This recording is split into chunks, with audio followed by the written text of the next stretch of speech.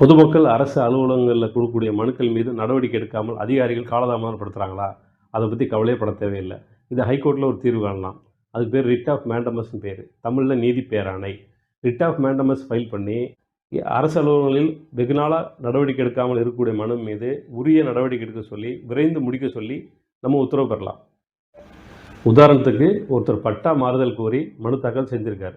அந்த மனு மீது எந்த நடவடிக்கை எடுக்கலைன்னா இந்த ரிட் ஆஃப் மேண்டமஸ் ஃபைல் பண்ணி அதுக்கான தீர்வு காணலாம்.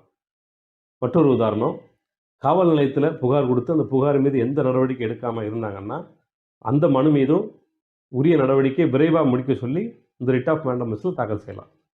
இந்த ரிட் ஆஃப் மேண்டமஸ்ங்கிறது தமிழக அரசின் கீழ் இயங்கக்கூடிய அனைத்து அலுவலகங்களிலும் நிலுவையில் உள்ள மனுக்களை விரைவாக முடிக்க சொல்லி உத்தரவு பெறலாம். மத்திய அரசு அலுவலகங்களில் ஒரு சில அலுவலகங்களில் அதற்கான ட்ரிபுனல்ஸ் தனியாக இருக்குது. அதில் தான் போய் அதற்கான தீர்வு காணணும். ஒரு சில அலுவலகங்களில் நேரடியாக உயர்நீதிமன்றத்திலையும் சிலது தாக்கல் செய்யலாம். எது ட்ரிபுனல் போகணும் அப்படிங்கிறத நம்ம நெக்ஸ்ட்டு வீடியோவில் உங்களுக்கு நான் தெளிவாக சொல்கிறேன். சட்டம் சம்மந்தப்பட்ட உங்கள் சந்தேகங்களுக்கு என்னுடைய வாட்ஸ்அப் நம்பரில் தொடர்பு கொள்ளலாம்.